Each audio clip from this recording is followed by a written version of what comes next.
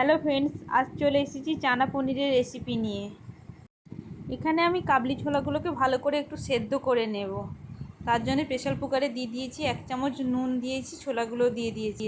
তো এখানে আমি একটা পেস্ট তৈরি করে নেব। তার জন্য নিয়ে নিয়েছি 1 চামচ চারমগজ নিয়েছি, 1 চামচ পোস্ত নিয়েছি, 1 চামচ কিশমিশও নিয়েছি, আর একটি গোটা টমেটো নিয়েছি।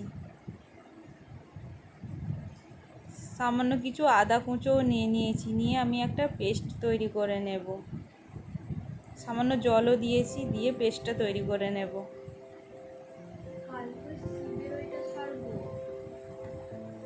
তো আমি এখানে প্লেটে কিছু গোটা মশলা সাজিয়ে রেখেছি। তো মশলাগুলো সাজিয়ে রেখে দিয়ে আমি এবার পনিরটাকে কেটে নেব ছোট ছোট করে, ডুমো ডুমো করে কেটে নিয়েছি। নিয়ে তাতে সামান্য একটু হলুদ মাখিয়ে নেব। ধীরে তো হলুদটা মাখিয়ে রেখেছি, রেখে গ্যাসটা অন করে কড়াটা চাপিয়ে দেব। দিয়ে ওতে কিছুটা সর্ষের তেল দেব। দিয়ে তেলটা গরম হয়ে যেতে আমি পনিরগুলো দিয়ে দেব। দিয়ে একটু হালকা করে ভেজে নেব। বেশি ভাজলে পনির শক্ত হয়ে যাবে। তো পনিরটা ভাজা হয়ে যেতে আমি তুলে নিলাম।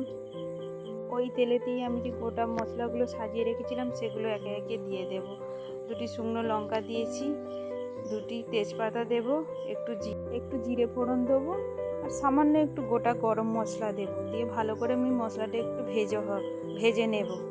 নিয়ে আমি আগে থেকে যে পেস্টটা বানিয়ে রেখেছিলাম, চারমগজ দিয়ে, আদা দিয়ে, টমেটো দিয়ে, সে পেস্টটা দিয়ে দেব। দিয়ে ভালো করে একটু কষে নেব। কিছুটা সময় একটু কষে শুকনো শুকনো করে নেব। নিয়ে একটু শুকনো শুকনো হয়ে যেতে ওতে আমি 1 চামচ হলুদ গুঁড়ো দেব,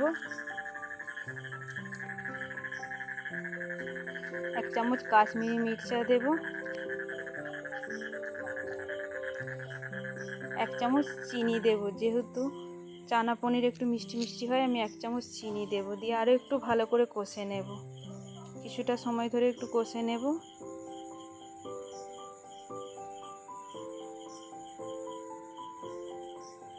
বেশ দেখুন কষে নিয়েছি, তেল ছেড়ে গেছে মশলা থেকে, শুকনো শুকনো ভাব এসে গেছে। তখন আমি আগে থেকে যে ছোলাগুলো সেদ্ধ করে রেখেছিলাম সেগুলো দিয়ে দেবো। দিয়ে আর একটু ভালো করে বেশ ছোলার সঙ্গে কষে নেব। কিছুটা সময় ধরে একটু কষে শুকনো শুকনো করে নেব। নিয়ে পনিরটা তো ভেজেই রেখেছিলাম আগে থেকে, তো দিয়ে দেব। পনিরটা দিয়েও কিছুটা সময় একটু কষে নেব। বেশ শুকনো শুকনো করে একটু নাড়াচাড়া করে কষে নিয়েছি।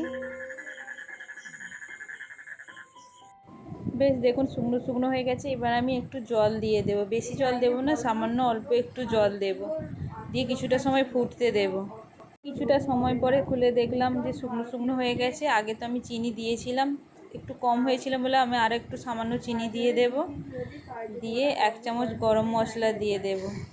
এবার এই চানা পনিরটি আপনি রুটি, লুচি, পরোটা সবের সাথেই খেতে পারবেন। যদি রান্নাটা ভালো লেগে থাকে তাহলে চ্যানেলটা সাবস্ক্রাইব করে দেবেন। বাই।